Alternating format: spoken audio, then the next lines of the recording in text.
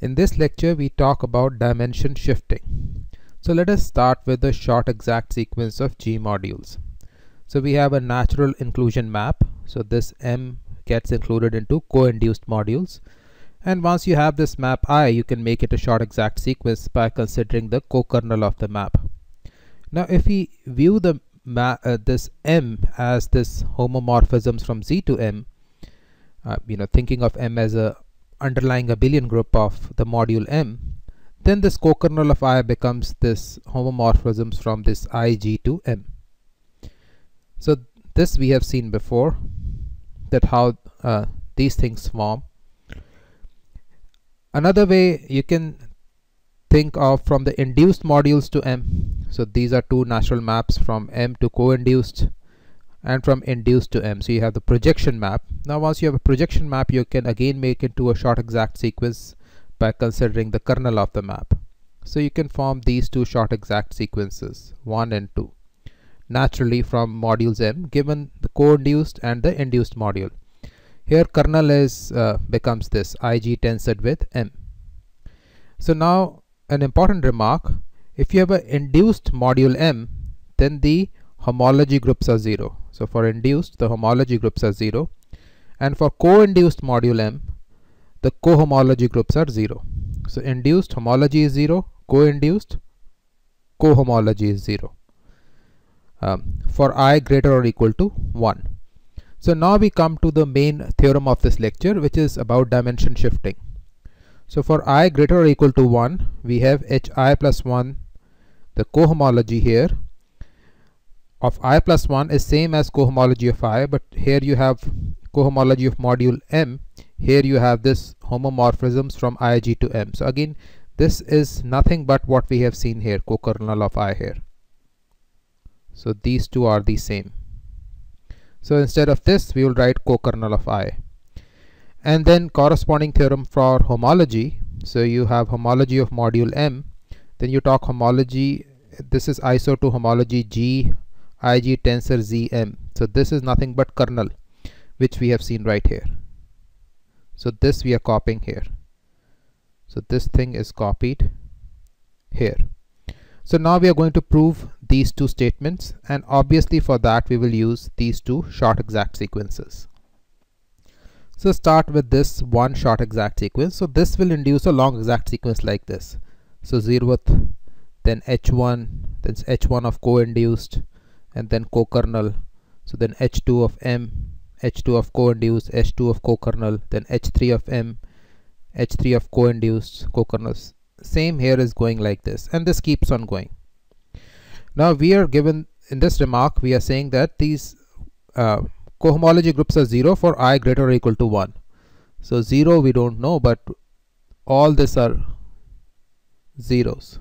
So once these are zeros, then you have iso. So from between H1 and H2 there is an iso, because you have a 0 here, 0 here. So this is an iso, this is an iso, and so on. I mean 0 here, the 0th cohomology groups are not 0. This we have seen before. This is just whatever there is. For example, here it would be M to the G here, and then there will be a 0 coming in. So just fixed by G. So you have these iso, and that's precisely what we wanted to prove. So this H1 is same as H2 I plus 1. So this H2 is same as H3. So H2 of co-kernel is same as H3. So this is done. Similar for here. So now we have homology. So this is how the sequence goes like. Now this comes from 2. So kernel induced M. So kernel induced M. Kernel induced M. So H3, H3 goes to H2, H1, and so on. So again we are saying that these cohomology groups for 1 and above are 0. So this is 0, this is 0, this is 0. So you have an iso between this and this. So that's precisely what. So Hi and I plus 1 for M. So we are just dropping, so we are writing this M for G comma M because G is common everywhere. So this is iso. Again this H2 and H3 would be iso, and so on. So this is also done. So these two just drop out from these two statements. Now we can interpret this in terms of Tate cohomology. So if G is finite, then you can talk about all integers. So this comes right here, because cohomology groups don't change. So this is just here. So this is just here. And the homology groups come here. Now the only difference is that here we're talking about all integers. Here we are talking about I greater or equal to 1. And here we are talking about all integers. So now here it was greater or equal to 1 because we know that this 0th group are non-zero. So these 0th groups here and 0th groups here are not 0. But that is, these are no longer the same groups in our Tate cohomology.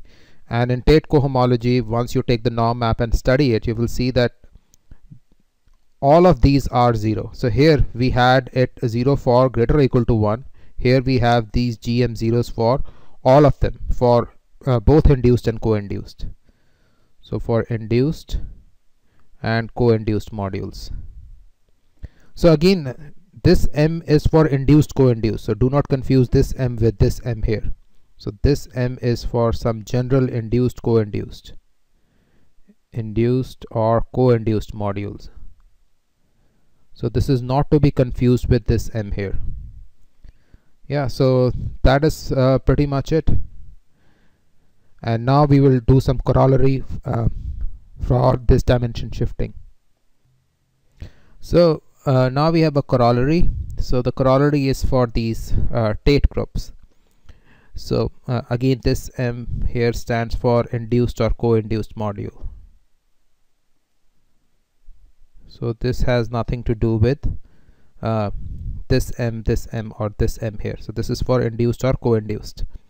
So now the corollary, if G is a finite group and M is a G module, then these Tate groups have exponent dividing the order of G for all I. So this is 1. And the second we want to prove is if M is a finitely generated as an abelian group, then this the corresponding Tate cohomology group is finite. So let us prove 1. Now for Tate cohomology, you just have to prove for 0 because here you have for all integers. Once you have for 0, you can go -1, -1, -1, and you prove for all negative indices for this homology. So as I told you before, this is just reinterpreting it as homology here. So this you should think of as homology, and then you go +1, +1. This is just our cohomology. So you have to just prove for 0. So for 0th, you know the definition of is like this. So what we really want, instead of here, we want some order of G here, because then you will see that the exponent has to divide order of G, because you raise any element to some higher power, eventually it has to come down to the kernel here. So that is what we have to prove. Norm of this is related to this order of G. So we will show this for some element M in Mg, like in the numerator. This norm will be looking like this, order of Gm, which proves the result. So now order of Gm is just you're summing over all elements G times M. So obviously this will give you order of G precisely because G times M, this lies within M of G, so this will still be element M here. So G times M would still be M because M lies in Mg. So this is M, but the summation still remains. So summation still remains. So you sum it over the all elements of the group, what you get is order of the group, and this is nothing but the definition of the norm of G. So that is the equality. So basically it follows from just this map, which will be summation M, but you are summing over the group G, order of G times M, and this is nothing but the definition of the norm. So now second, if M is a finitely generated as an abelian group, so then our Tate cohomology is subquotient of a finitely generated abelian group. So again, you know, we will have some resolution and then you are tensoring it over Z with them. This is a finitely generated abelian group, so this will be a subquotient of a finitely generated abelian group, so it is finitely generated. We are saying it is furthermore finite, and this finiteness comes because you have a finite exponent. So if you have a finite exponent, then you will have finiteness condition. So that is it for dimension shifting. So in this lecture we proved this important result, that Hi plus 1 can be related to this Hi, but here you have M, here you have co-kernel. Similarly here for the homology group you have M here, and here you have kernel. So for homology you have this tensor, and for cohomology you have this.